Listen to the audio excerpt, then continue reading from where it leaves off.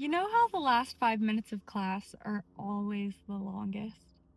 Those last 5 minutes when you can't stop checking the clock because you're excited for the bell to ring, especially if you had like a soccer game after or something like that.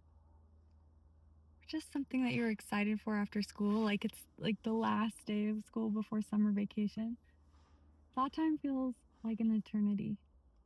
The same thing happens when we're waiting for a vacation, right? Like, or a birthday or something like that, and we're counting down the time. And for some reason, when we check our calendar every day, counting using our little countdown apps, it feels so long. It feels like forever.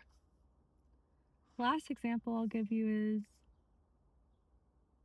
when you're on like a cardio machine and just anytime you look at the clock, it feels like time is just taking forever. Like, if you want to be on that treadmill for 20 minutes, those 20 minutes feel like the longest 20 minutes of your life. God and my angels told me today to speak to you about the last stretch. The last stretch is the longest. Now, interestingly enough, time is moving at just the same speed before, but there's something about awareness to time that feels as though it's slowing time down. When we think so much about something that we're looking forward to, time feels like it takes longer. And now that you're in the last stretch and you know where you're headed, time feels like it's taking longer. You're paying too much attention to the final result, to the last stretch, to what life is about to be. If you took a moment to look again at what life is right now, in this moment for you now, time would speed up. I think that's why they tell you to become present, right? Is because when you're present, time speeds up. It doesn't feel so drawn out until the next thing. This is how you can make it feel like your new life comes faster, is by appreciating and having gratitude and love for where you are today. Take a look around. Take a look around you. This is all about to change. So find the beauty in what you have around you today. I have literally like no money right now still. And I know that what I'm transcending into is financial abundance. It's stressful right now, right? Like I keep on looking into the time where I'm going to have money. Like I know money's coming to me and I can't wait for that day to come. But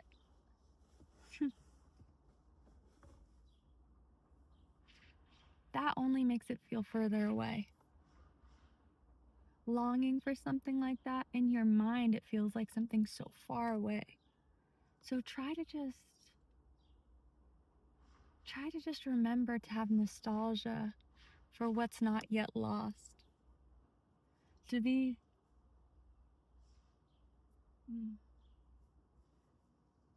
to be here now.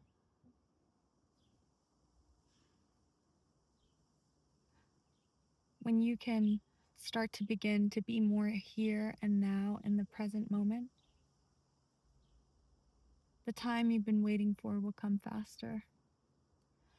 I always know when I start to feel nostalgia for where I am that it's about to transition out of my life. An example of this was when I was working at Ruth's Chris Steakhouse. The side work that I would do, and I think I may have talked about this once before on the channel, but the side work I was doing every day as a server would be, obviously it's like a drag. Nobody likes side work when you're doing side work. Nobody likes it when you're in the restaurant industry. Like, why would you? It's just little extra things. But something happened one night. As I got closer to the day, I knew I was going to start my process of leaving the restaurant. I hadn't quite yet decided, but that night I knew. I knew it was almost time for me to leave that job because I sat to do the side work of cutting the lemons and limes. And I went to the back line. That's where I would do that side work. And I was just cutting the lemons and limes, and I had my headphones in, and suddenly the scene was beautiful. It wasn't just side work, it wasn't just this boring, busy work type of thing. It was the sights and the sounds and the smells of being in the back of the house. It was the laugh of my friend Brady as he folded his napkins. It was just all the banter from the kitchen and getting some time to listen to music. And I don't know, cutting lemons and limes wasn't so bad. We always complained about it, but it wasn't so bad. There's something meditative about it. But suddenly I saw all the beauty in it. And within what felt like a blink of an eye, I was gone. I left. I worked my way out of there. I looked for opportunities outside of the job so that I could kind of go into a new direction and feel like I kept climbing the ladder of success. That job felt like a drag and the longest job ever when all I could think about was that new place that I would be going to. But once I was able to sit there and appreciate it for what it was at that moment and remember that there would be things that I would miss about that job eventually, that's when it began to feel real that I was about to transition out of it.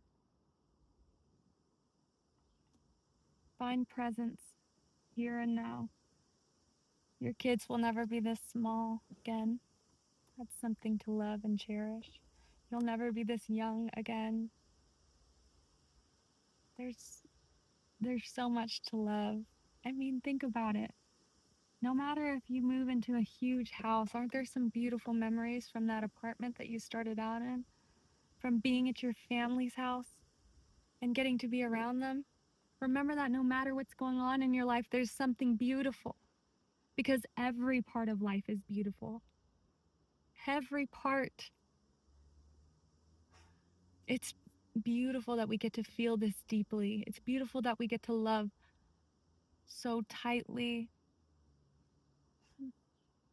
Grief is such a difficult feeling, but doesn't it mean that we loved so deeply? Isn't it a sign of a deep love and place that somebody had in your heart? Like, ugh, I think every emotion, just the fact that we can feel is a beautiful thing, you know?